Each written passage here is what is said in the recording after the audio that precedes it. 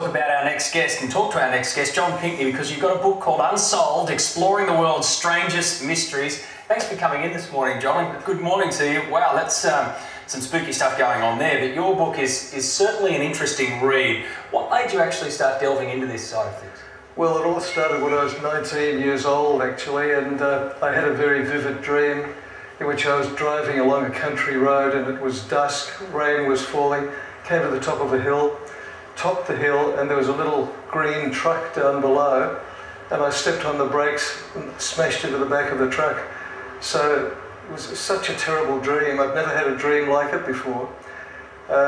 When I woke up, I still felt shaken, and that day my girlfriend and I were going to a 21st in the country. We'd never been to Bacchus Marsh before, that's in Victoria, and so it was dusk, and suddenly the dream began, just in detail as I dreamed it. And when I stepped on the brakes, sure enough, they didn't work. We went into the back of the truck, and the police tested the brakes and they said they were perfect, and I had aquaplaned on oil that was on the road.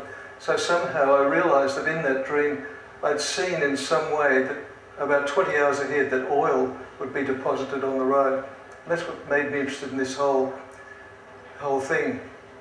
Wow, so sort of premonitions, and because Monique is in Wycliffe Wells, which is the UFO capital of Australia, they claim. You talk a lot about UFOs in your book. You mention a woman in WA who has had bad luck since she sighted a UFO. Tell us about her, and how common are UFO sightings in our country? They're very common. I mean, I've interviewed thousands of people, and I'm one of the founders with Peter Norris, the lawyer, of the Victorian UFO Research Society. But the young woman that I spoke to in, I think it's Kojonup from memory, where she lives in WA. Kojonup? Yeah, Kojonup. Yeah. She was woken one night by her Rottweilers barking wildly. She thought there was a burglar, so she went to the window and looked out into the garden. There was intense blue light flooding the garden. Then it was so big, this thing that was in the garden, she didn't sort of see it as a thing at all at first. She just looked past it. Then she suddenly realised there was a new structure in the garden, as if builders had come in overnight. An enormous pyramid that was hovering. It was bigger than the house.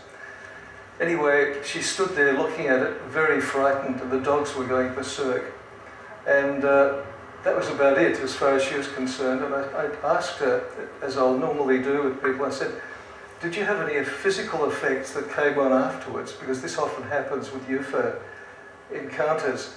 And she said, oh, I hadn't thought that was connected. But she had had a long series of illnesses following this sighting. And the dogs also were extremely ill. One of them got diabetes, another had liver troubles. You often get these physical effects with UFOs. The fascinating thing about your book, when I was reading it, I actually didn't know that you were Australian. And here am I thinking, you know, this stuff happens over there. But there is a link. There's an Australian link along the way. And the Iceman's Curse is an interesting one because it also involves the death of a scientist in Queensland. It does. This was Dr. Dr. Loy, that's right. He was a molecular biologist, and he'd been one of many scientists who worked on the corpse of Ötzi, the Iceman, who was dug out of the Italian Alps. He'd been there for 53 centuries undisturbed.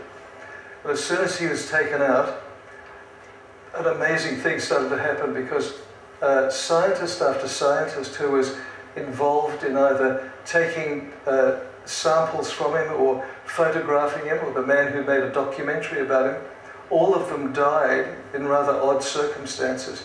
And so journalists began speaking about the curse of the Iceman, whether it's a series of coincidences or whether it's the same syndrome as the mummies, the Egyptian mummies, who, again, people who disturbed them after those long sleeps got into a lot of trouble. As you know, many people died as a result of dealing with the mummies. Wow, all right. All things spooky and mysterious. John, thanks so much for joining us. We really appreciate your time this morning. It's a pleasure, then. And if you want to read more, John Pikney's book is called Unsolved, Exploring the World's Strangest Mysteries. We'll have all the details on our website. I'm pretty grumpy when I've been woken up after about an hour. Imagine 5,300 years. No wonder there's a curse. Feeling a little spooked right about now.